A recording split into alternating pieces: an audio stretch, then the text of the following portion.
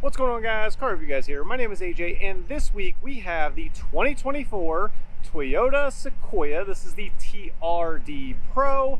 We're going to be doing the full review today. Next video going to be 5 things to love, 5 things to improve. So without further ado, let's start with the cinematic, work our way to the exterior, talk stats, figures, things I feel like you would want to know. And then after that, we are going to be taking it on a drive. So let's roll.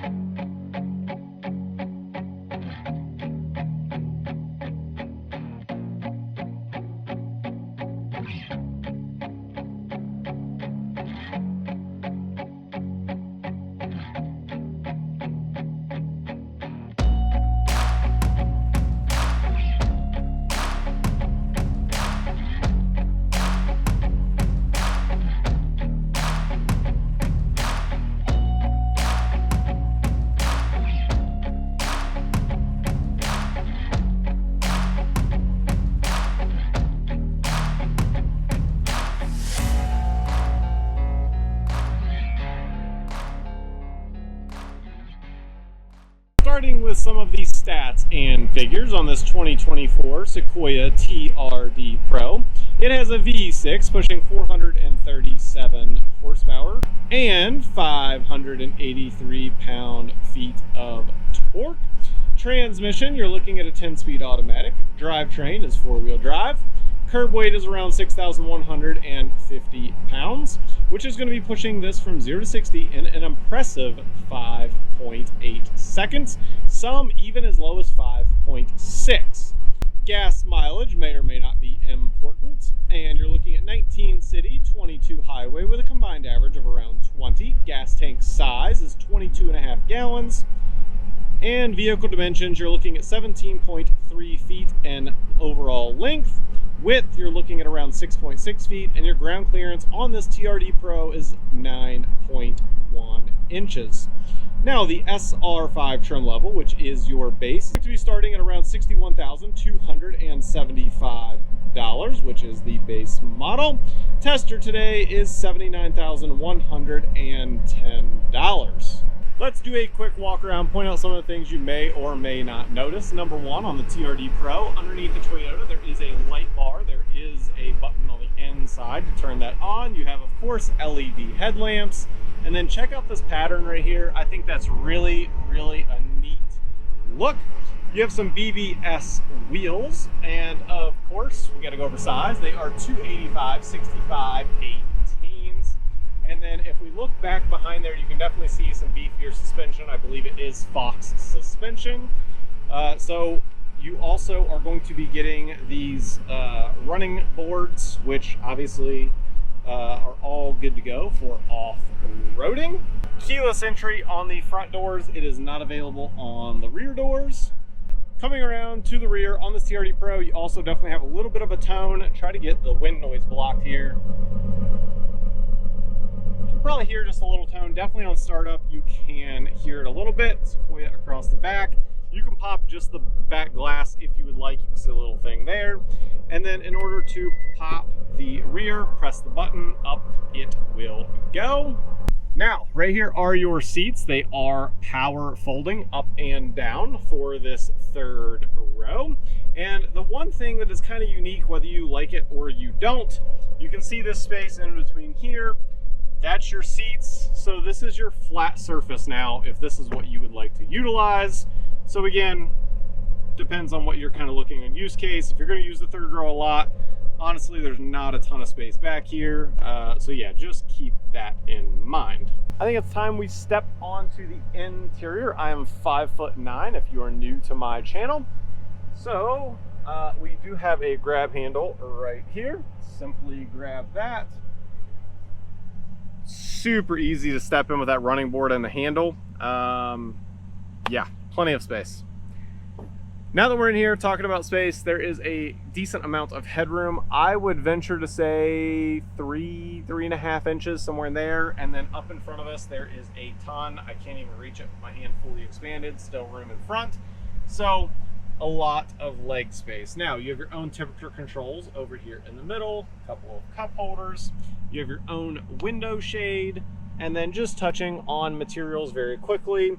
This is all a little bit harder here. Up here it is actually softer, and then down here where your elbow is, it is softer as well. I'm not going to crawl into the back. However, you can definitely see there is a decent amount of leg room. Before we jump into the front, let's just touch on the door panel. Very similar to the rear, honestly. And then you do have memory seating, 2 settings. You have power folding mirrors and obviously all power adjustments. All of your window switches, they do have little bezels, if you can see there, which is nice, makes it feel a little bit more premium. Here is your TRD light bar, so like I said, you can turn that on there. Auto high beams, and then you do have a heated steering wheel. Everything else pretty explanatory, to be honest. And then the one thing that I really like is the pattern in these seats. It's subtle, but it still gives it something. I think that's really cool.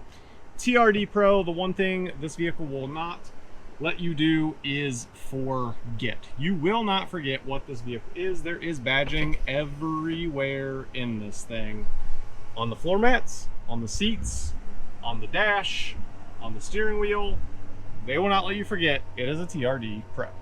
All right, let's step on in. So there is actually a grab handle up here, even for the front. Not all vehicles seem to have that. So let's grab on and step on in. Very, very easy to get into this vehicle.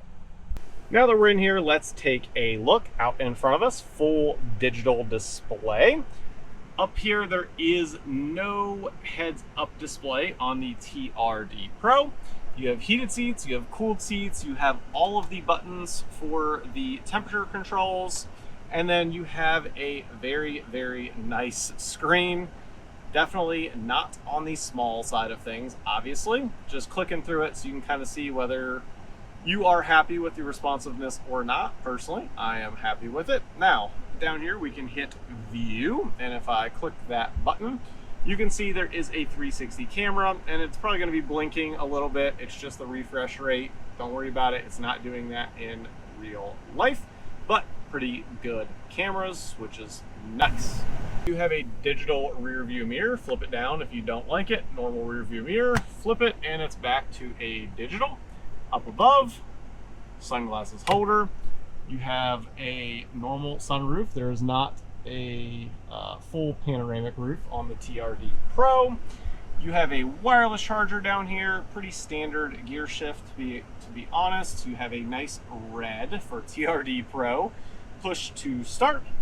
And then just looking at the steering wheel really quick, on the right side is all of your cruise control type of settings, and then at the very bottom is like your seeking for music and what have you. And it does have lane centering, which is nice. Over on the left, volume, and to scroll through various different menus up in front of us. All right, back over here, 2 cup holders. You can see obviously 2 high, 4 low. And then you've got several different drive modes to go through, which you can see there. And then also, it's going to show it up on the center screen. You can see sport, and then normal, and then eco. And then also you have tow haul, you have your crawl, and then MTS located there as well. Various different off-roading. Also you have a rear locker. Checking out the center, you have this little cubby here. It's very small. I don't know, rings, chains, whatever you'd like to put in there. Another little cubby hole. This does slide back. And you can also hit a button here on the tip. It'll pop up, and a good amount of space in there for sure. USB-C and a USB-A. I think that's pretty much going to do everything for the interior for the most part on this TRD Pro. Today we are not going to be taking the TRD Pro off-road, and some people are going to go, isn't that the point of the TRD Pro?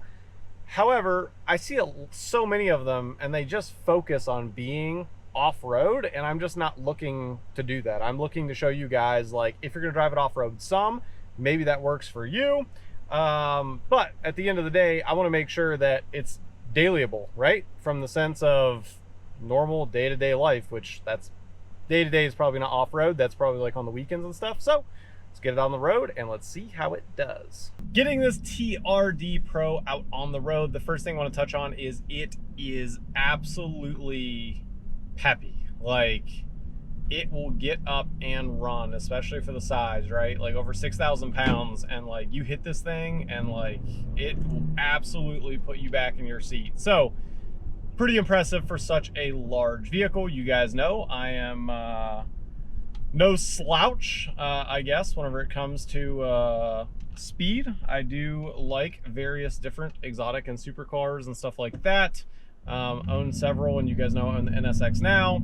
And for this size vehicle, I mean, this thing moves. Like, to give you an idea, like my 2009 Mazda 6, which I thought was decently, you know, quick at one point in time, and obviously times have changed, that was 0 to 60 of 6 flat. This is a over 6,000 pound vehicle, putting it down between 5.6 and 5.8. That's impressive. TRD Pro, similar to the 4Runner TRD Pro, again, has a little bit of an exhaust note. You can hear it, especially upon acceleration. Hit it and get it here just a little bit. Floor it. So I'm sure as you could hear through there, I would think you could be able to hear it anyway. Hopefully audio turns up. That's basically what you hear upon acceleration. You can definitely hear a little bit of the exhaust. Some of it may or may not be a little bit piped in. I can't 100% tell, which is kind of a good thing because sometimes it's really obvious and not my favorite thing in the world.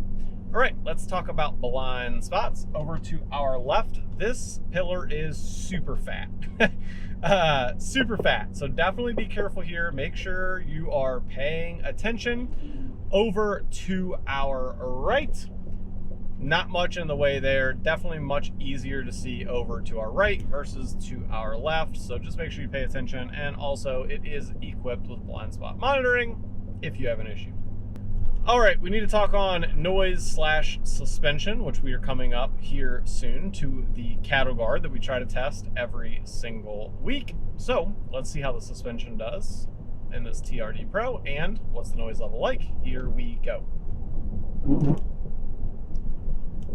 Suspension, definitely on the softer side, right? So I'm moving just a little bit more, acceptable, considering what this vehicle is. Sound-wise, also very acceptable.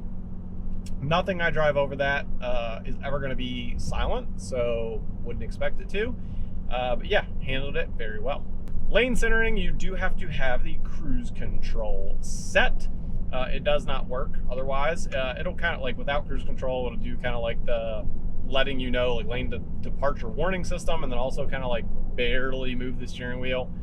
Not much though, so really if you want lane centering, definitely have the cruise control set, so it'll stay dead center in the lane. Adaptive cruise control works good. Happy with the, you know, how quickly it accelerates versus how much it brakes. I think it does a really good job. And again, it's pretty much the same software across all Toyota vehicles, and I've always given them kudos on what they've been able to do.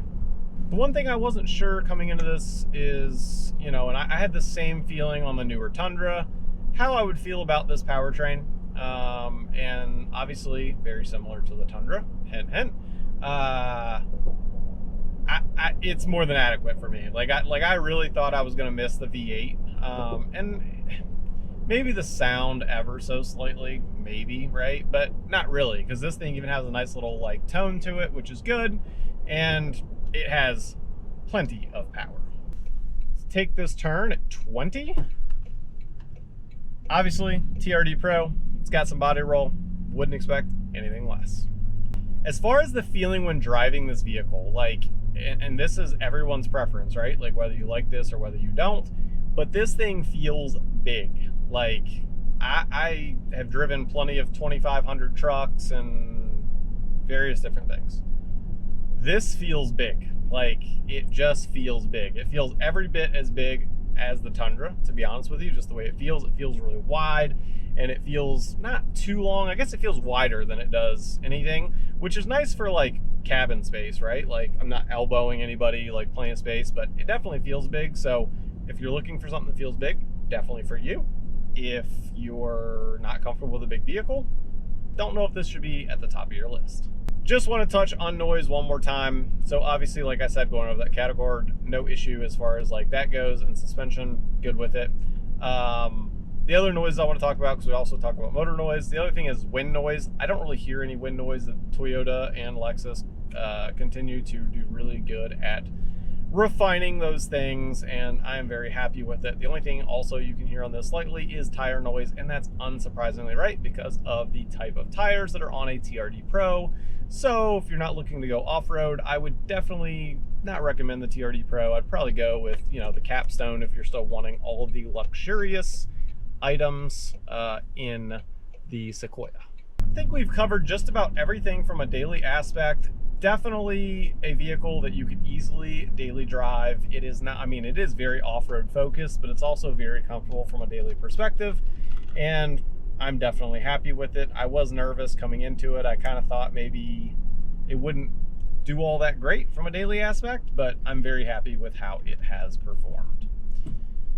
If there's anything else you guys would like to know, please comment down below. I try to respond to every single person. Next video, 5 things to love, 5 things to improve. New vehicle every single week, over 20,000 subscribers. Thank each and every one of you. And as always, I'll catch you guys on the next one.